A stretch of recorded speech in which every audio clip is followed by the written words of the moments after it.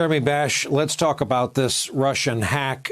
First of all, I'm curious if you think Mitt Romney had it about right, that this is the equivalent of having learned that Russia was flying bombers undetected over the length and breadth of our country. And your opinion, do you think this is happening in part because they perceive a weakness in what Trump may, or in this case, may not do in response? Yeah, Brian, I think it's actually worse than the Romney analogy because, of course, from a bomber, you're at 40, 50,000 feet. It's only what you can observe. Here, these Russian hackers associated with Russia's Foreign Intelligence Service are literally inside our communications networks at all of our key federal agencies, according to these reports. And that means that they not only can watch, they can lay in wait, they can potentially open other back doors, side doors to penetrate networks. They can stay there until they want to engage in not only broad espionage and collection, but potentially destruction, covert action, and other disruption measures. So this is a horrendous national security crisis. Of course, the president's nowhere to be found. And just to answer your second question, I'm actually glad he's not doing anything about it, because I think anything he would do about it would be more deferential to the Russians.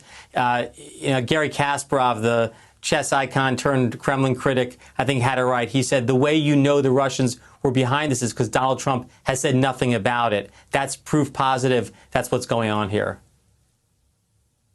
AB, few people are as well-sourced as you are among Washington Republicans, and so I'm curious, on or about January 20th, 21st, right around there, I'm guessing a certain number in the Republican caucus are going to be Trump Republicans until the end of time. But do you expect some of what we used to call mainstream centrist Republicans to pretend that they were never Trump Republicans, that they don't know what we're talking about?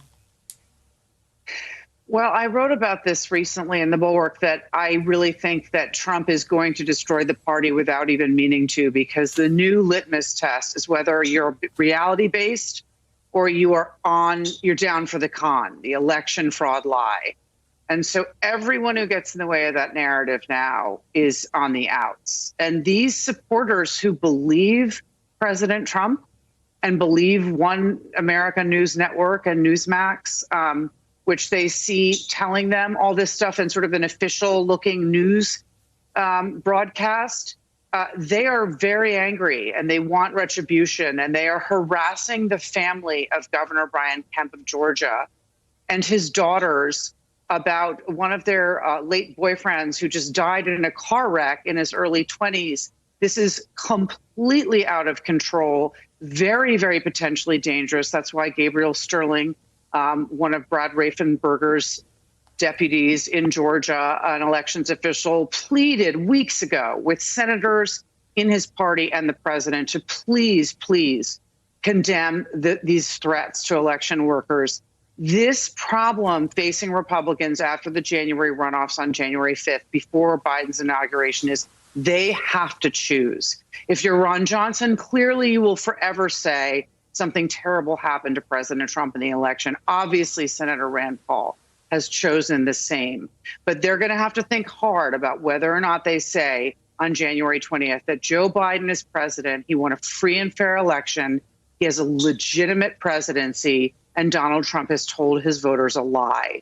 Donald Trump is going to take this forward as the new threshold question, and you're either in or you're out, and you cannot be in the middle. And so they have a few weeks left to make a very difficult choice. But you can see more and more who's going to stick with it. Anyone running for president in 2024 is going to go along with this, and it's just an incredibly dangerous situation, because not only are these threats escalating, but people are becoming radicalized about this, and he is not willing to back down. And Mitch McConnell and leaders in the party like Kevin McCarthy, who's still fudging every single answer and dodging any accountability on this, are going to have to step up, or they're really going to run their party into the ground.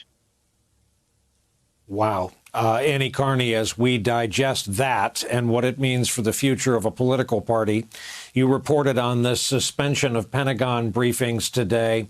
Is there really, according to your reporting, an effort to throw roadblocks in front of the incoming guys?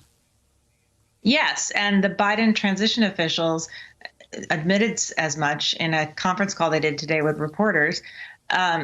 What was notable is the stance of the Biden transition has sort of been, we don't want to escalate tensions with the Trump administration. We want to finish this transition process as smoothly as possible. They waited patiently for the ascertainment of the election. Then they said we're able to move forward. But today, the head of the transition team said there was no mutually agreed upon pause in meetings with defense officials. In fact, time is of the essence, and we're already behind. So they, on the record, accused the acting defense secretary of lying about why he canceled these meetings, which was a more aggressive stance than we're used to seeing out of them. And they basically said, they try and congratulate career officials who are doing their best to have a professional transition, but they said there are pockets of recalcitrance, and the Defense Department is one of them, and that's a pretty big one of them. And what we saw today with these canceled meetings that were first reported by Axios is sort of the most aggressive effort to stop, to hinder this transition from going forward at probably one of the most important departments where it really needs to work. And indeed, Jeremy Bash, having served at the seat of power in the defense and intelligence establishment, give us a reality check. How important are these briefings to getting folks in the loop, knowing that moving day, January 20th, January 21st, tends to be about other things? Well, look, the Biden team will know more on day one than the Trump team will know after year 4, because the Biden team is highly experienced. That said, it is vitally important that the new team receive the latest information about all manner of things, including the readiness and posture of our forces, including the status of certain status of forces agreements and places where our troops are, as well as issues like cybersecurity and what's happening on our information technology network. So, the Secretary of Defense needs to step up here. He needs to push back on his own political staff who have been canceling these briefings and denying requests for information. Apparently, the White House was so upset because an article in the Washington Post appeared that said that billions of dollars could be saved if we took money from Trump's wall and put it to things like readiness for our troops or cybersecurity or other higher priority items. And based on that, the White House canceled these meetings. The Secretary of Defense has to step up and say national security depends on an orderly and productive transfer of power. Our starting three have given us a lot to think about tonight. With our thanks, Annie Carney, A.B. Stoddard, Jeremy Bash. Appreciate you coming on. Have a good weekend. Thank you very much. Hey there, I'm Chris Hayes from MSNBC. Thanks for watching MSNBC on YouTube. If you want to keep up to date with the videos we're putting out, you can click subscribe just below me or click over on this list to see lots of other great videos.